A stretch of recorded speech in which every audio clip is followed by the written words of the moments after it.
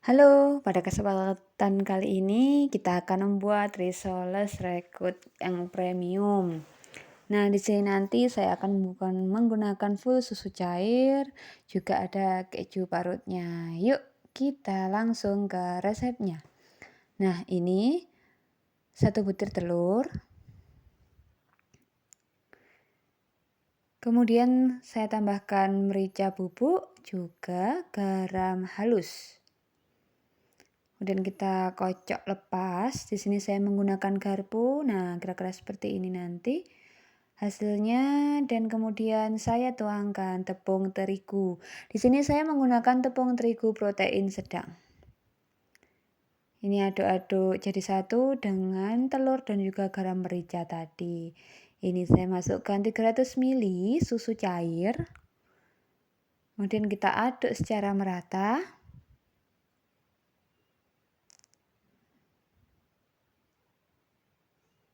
Sampai tidak ada yang bergerindil. Untuk meyakinkan supaya tidak bergerindil, ini saya menggunakan saring.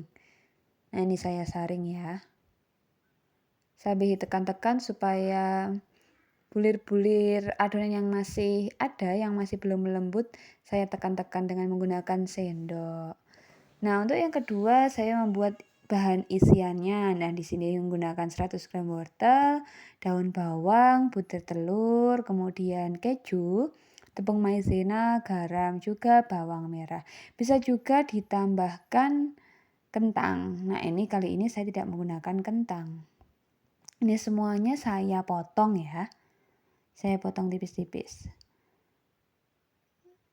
Nah, di sini saya tidak menggunakan minyak goreng pada saat menumisnya, jadi langsung menggunakan air. Ini kita tumis sampai matang. Juga nanti ditambahkan bumbu-bumbu.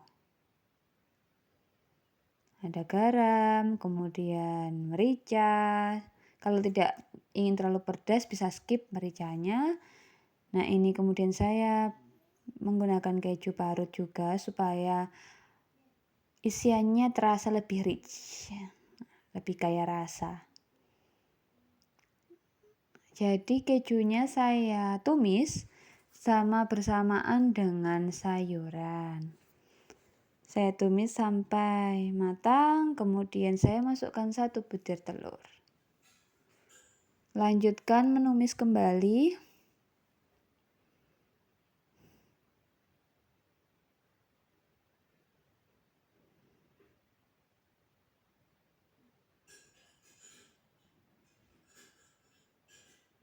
Kemudian dimasukkan 2 sendok makan tepung maizena.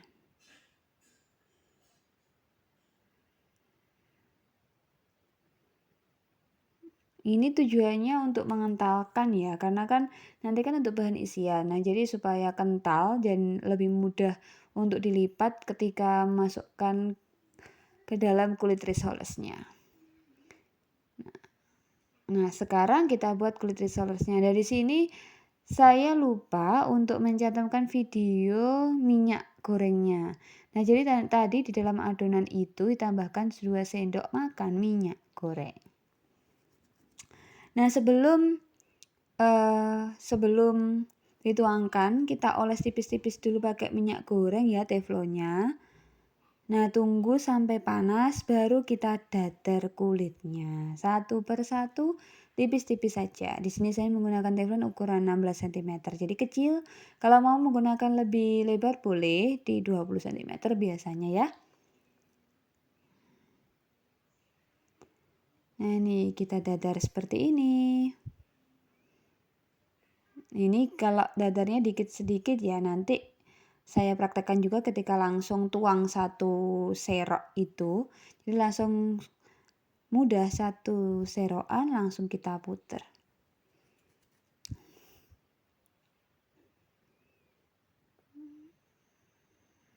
Nah, kita tunggu sampai kulitnya terlihat sudah terlepas dari tefelnya.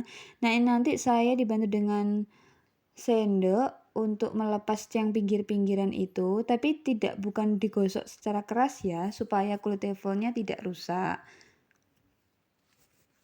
Setelah Nah ini terlihat ada gelembung-gelembung gitu kan di tengah, berarti kan ini sudah mau terlepas yang tengah. Nah ini baru saya lepas, saya angkat kulitnya. Nah ini saya menggunakan sendok, tapi lembut-lembut saja, bukan yang digosok gitu, karena kalau digosok itu bisa merusak dari kulit teflonnya. Jadi kemudian kita dadar kembali, lanjutkan sampai habis. Sesekali di adonan kulit itu diaduk ya, supaya tidak ada endapan. Jadi ketika mendadar itu rata. Nah ini saya langsung mengambil 1 sendok. Nah ini kita tunggu sampai berbuih dan terlihat lepas tengah-tengahnya. Nah itu sudah mulai terlihat gelembung-gelembung yang di tengah.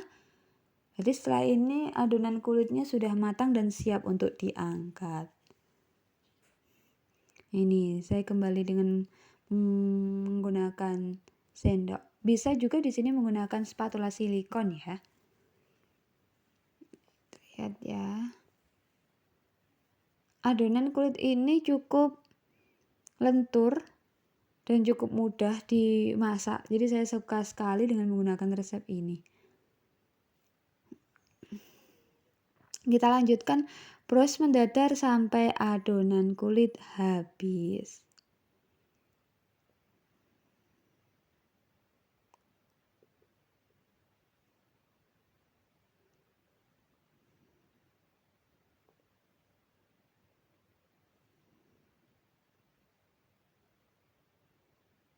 Nah, setelah semuanya selesai, sekarang kita tata, yaitu kita masukkan bahan isiannya ke dalam kulit.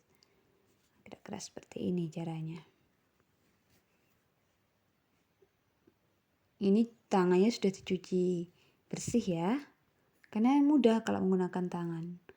Nah, saya menggunakan gulung.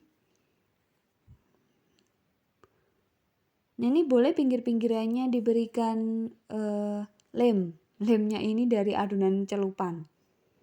Nah, ini sudah jadi. Nah, kita ulangi kembali. Nah, untuk lemnya itu dari celupan, dari kocokan 1 butir telur untuk bahan celupan. Nah, ini ya, kulitnya lentur dan juga tipis. Jadi tidak mudah sobek dan juga tidak mudah bocor ketika nanti digoreng.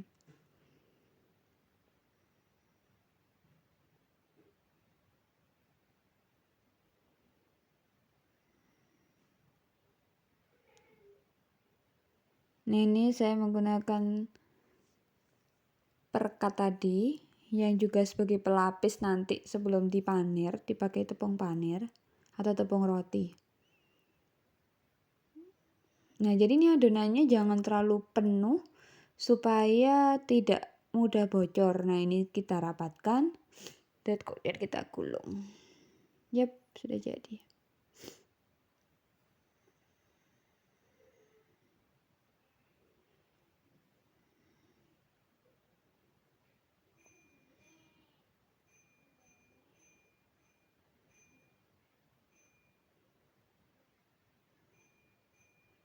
Nah, ini lentur sekali ya, tidak mudah sobek. Kita lakukan hal yang serupa sampai adonan juga isian habis.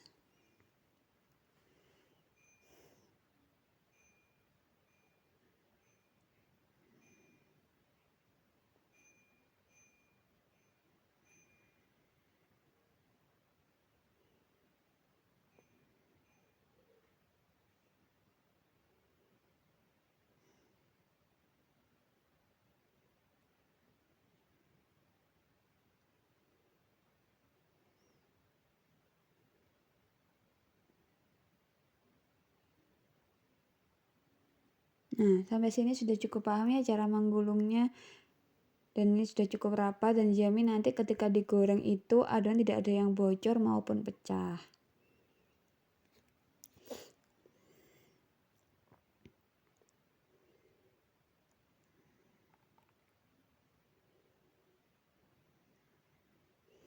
Nah, adonan sudah selesai, kemudian kita panaskan.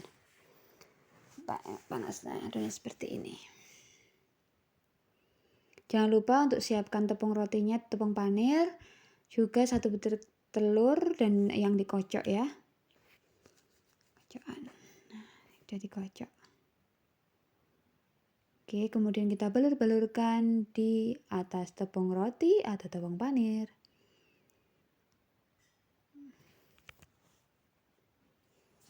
Setelah minyaknya sudah cukup panas, kita goreng pakai minyak yang banyak. Jadi supaya ketika risoles masuk dalam minyak di penggorengan itu terendam. Jadi risolesnya itu bisa matang sempurna dan juga rasa kerasnya ada.